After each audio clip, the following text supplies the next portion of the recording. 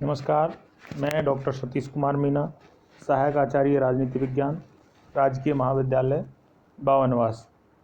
इन व्याख्यानों की श्रृंखला में आप सभी का स्वागत है। आज हम प्रमुख समझौतावादी विचारक रूसो के सामाजिक समझौते संबंधी सिद्धांत के प्रभाव और विशेषताओं के बारे में चर्चा करेंगे। पिछले व्याख्यान में हमने जैसे चर्चा की कि रूसो के सामाजिक समझौते के कारण, उद्देश्य एवं समझौते की प्रक्रिया के बारे में चर्चा की। रूसो जैसा कहता है कि प्राकृतिक अवस्था में मनुष्य सुखी था, लेकिन क्यों उसको समझौते की आवश्यकता पड़ी।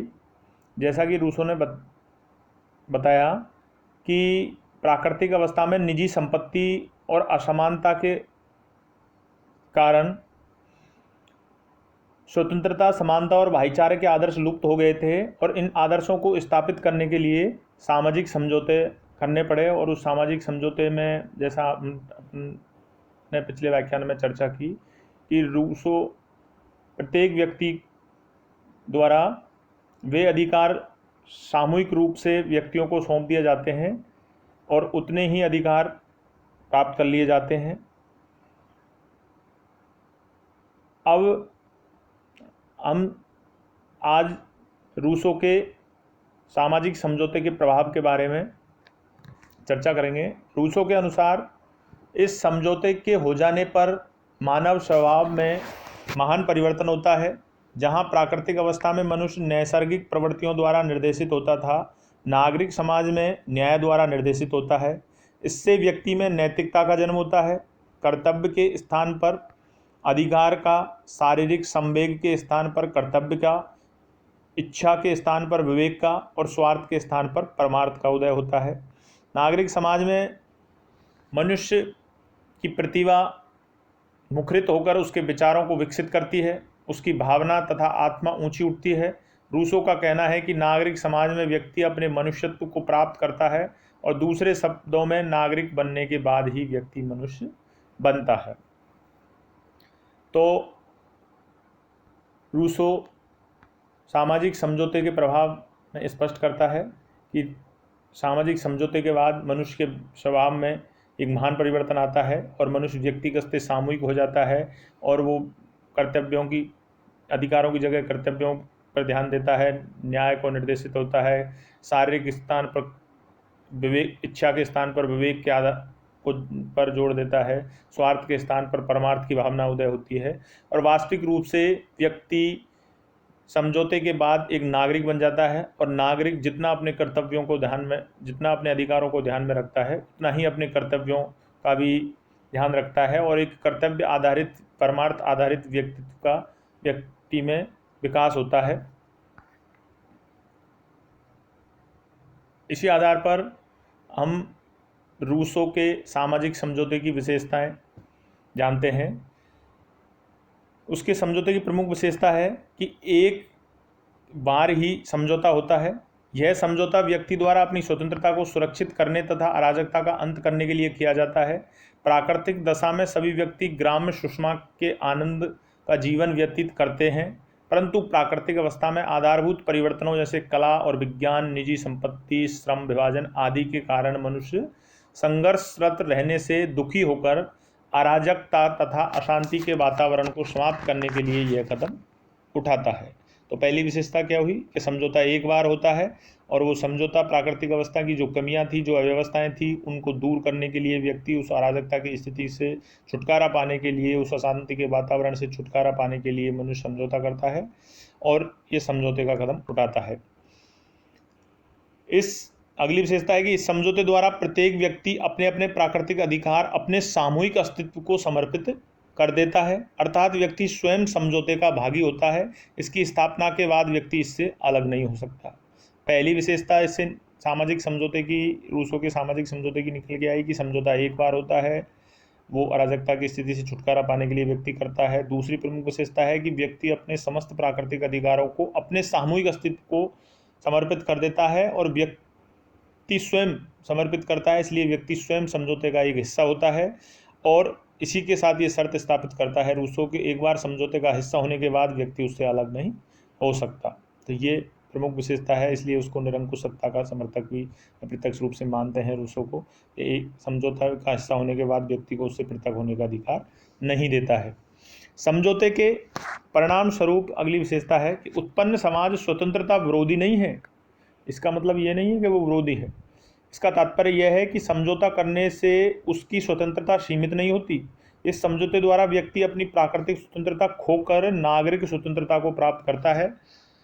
रूसो के अनुसार समझौते द्वारा व्यक्ति सिर्फ उसी स्वतंत्रता को खोता है जो उसे असामाजिक भावनाओं के अनुसार कार्य करने के लिए प्रेरित करती है एवं जो केवल शारीरिक शक्ति द्वारा मर्यादित होती है। रूसो इसे नैतिक स्वतंत्रता कहता है।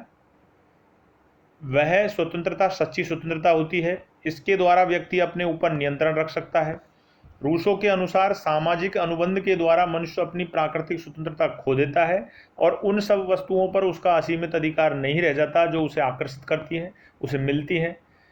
नागरिक स्वतंत्रता अर्थात जो कुछ उसके पास है वह उसकी संपत्ति हो जाती है। इस समझौते में प्रत्येक व्यक्ति की इच्छा शामिल रहती है, अतएव व्यक्ति कानूनों का पालन कर सच्ची स्वतंत्रता का उपयोग करता है। इस प्रकार समझौते द्वारा व्यक्ति की स्वतंत्रता का हनन नहीं होता बल्कि उसको वास्तविक स्वतंत्रता प्रदान की जाती है। उसकी प्राकृतिक स्वतंत्रता खत्म हो जाती है और नागरिक स्वतंत्रता इस समझौते के बाद शुरू हो जाती है। ये इसकी प्रमुख विशेषता है। अगली विशेषता, रूसो के सामाजिक समझौते द्वारा जिस सामान्य इच्छा का निर्माण होता है वह सभी व्यक्तियों के लिए सर्वोच्च होती है, सभी व्यक्ति उसके अधीन होते हैं। रूसो की सामान्य इच्छा राज्य, शक्ति व संप्रभु है। रूसो के समझौते के आधार पर निर्मित सामान्य इच्छा सदैव ही जनहित पर आधारित है, वह न्याययुक्त होती है। सभी व्यक्ति रूसो की सामान्य इच्छा द्वारा निर्देशित होते हैं। रूसो के समझौते में प्रत्येक व्यक्ति एक और तो वैयक्तिक स्थिति में और दूसरी ओर वह स्वयं अपनी निगमित स्थिति में होता है। अर्थात सामाजिक समझौते के अंतर्गत प्रत्येक व्यक्ति के दो पक्ष हैं, व्यक्तिगत और सामूहिक। प्रत्येक व्यक्ति संप्रभुता की सहभागी बना रहता है क्योंकि प्रत्येक व्यक्ति अपने अधिकारों का समर्पण किसी व्यक्ति विशेष के प्रति नहीं, वह संपूर्ण समाज के प्रति करता है। इसलिए वह सिद्धांत व्यक्ति के प्राकृतिक अधिकारों का रक्षक है, विनाशक नहीं। अगली विशेषता, रूसो के सामाजिक समझौते द्वारा प्रत्येक व्यक्ति अपने समस्त अधिकारों और शक्तियों को संपूर्ण समाज को सौंप देता है।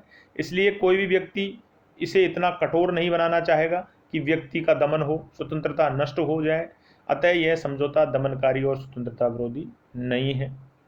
इस समझौते द्वारा प्रत्येक व्यक्ति को लाभ होता है, हानि नहीं। वह जो कुछ सबको देता है उसे संपूर्ण समाज का अभिन्न अंग होने के नाते प्राप्त भी कर लेता है। जितना वह देता है उतना संपूर्ण समाज का एक हिस्सा होने के नाते ले भी लेता है। हॉब्स लॉ के विपरीत रूसो के समझौते से उत्पन्न राज्य का स्वरूप आंगिक समष्टिवादी है।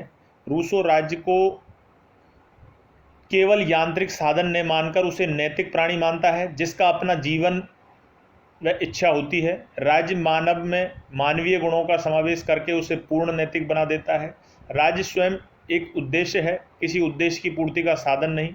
राज्य का अपना अलग अस्तित्व होता है जिसमें व्यक्ति का व्यक्तित्व भी शामिल है। अतः रूसो का राज्य आंगिक समष्टिवादी है। रूसो के अनुसार सामाजिक समझौता व्यक्ति के सभी अधिकारों का स्रोत है। रूसो अधिकार को नैसर्गिक न मानकर राज्य द्वारा प्रदत्त मानता है। राज्य से बाहर व्यक्ति का कोई अधिकार नहीं। रूसो के अनुसार सामाजिक समझौता कोई ऐसी घटना नहीं जो कभी एक बार घटी हो, वह तो निरंतर चलने वाला क्रम है जिसमें प्रत्येक व्यक्ति सामान्य इच्छा में निरंतर भाग लेता रहता है। सामाजिक समझौते के द्वारा सरकार का निर्माण नहीं होता। सरकार की स्थापना प्रभुसत्ता संपन्न जनता द्वारा की जाती है। सरकार जनता की प्रतिनिधि है और उसे कोई स्वतंत्र शक्ति व अधिकार प्राप्त नहीं। जनता को यह अधिकार है कि वह सरकार बदल दे। रूसो के अनुसार इस समझौते में प्रत्येक व्यक्ति को लाभ होता है, इसमें किसी को हानि नहीं होती। जो अधिकार वह देता है वही दूसरों के ऊपर प्राप्त कर भी लेता है, अर्थात इससे प्रत्येक व्यक्ति को लाभ होता है।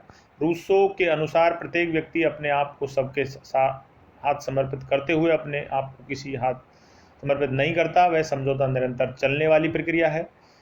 इससे प्रत्येक व्यक्ति को लाभ होता रहता है और इस समझौते का प्रत्येक सदस्य अपने सारे अधिकार और शक्तियां संपूर्ण समाज को दे देता है। व्यक्ति उन्हीं अधिकारों और राज्य को सौंपता है जो संपूर्ण समाज से संबंधित हैं। वह व्यक्ति के अधिकार अपने पास रख लेता है। व्यक्तिगत या सामाजिक कार्य का निर्माण समाज करता है।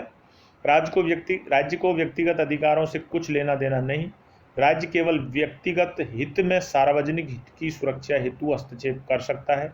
रूसो के अनुसार समझौता निष्क्रिय प्रजा को सक्रिय संप्रभु दोनों के बीच होता है। मनुष्य अपनी शक्तियां संपूर्ण समाज को समर्पित करता है और उसकी क्रियाओं पर समाज के समस्त सदस्यों का समान अधिकार होता है। प्रत्येक व्यक्ति केवल उतना ही स्वतंत्र रहता है जितना वह पहले था, वरन सामूहिक परिस्थितियों के अंतर्गत वह पहले से कहीं अधिक स्वतंत्र होता है। संविदा के फलस्वरूप उत्पन्न समाज का स्वरूप सावयवी होता है। वह समाज नैतिक और सामूहिक प्राणी है। व्यक्ति राज्य का अभिन्न अंग होने के नाते राज्य से किसी प्रकार भी अलग नहीं हो सकता। व्यक्ति राज्य के विरुद्ध आचरण भी नहीं कर सकता। रूसो ने होब्स की तरह अराजकता का अंत करने के लिए एक सामाजिक समझौता किया, लेकिन इसके सामाजिक समझौते की आलोचनाएं भी हुई हैं। इन आलोचनाओं की चर्चा हम आगे के व्याख्यानों में करेंगे। आज के व्याख्यान में इतना ही। धन्यवाद। नमस्कार।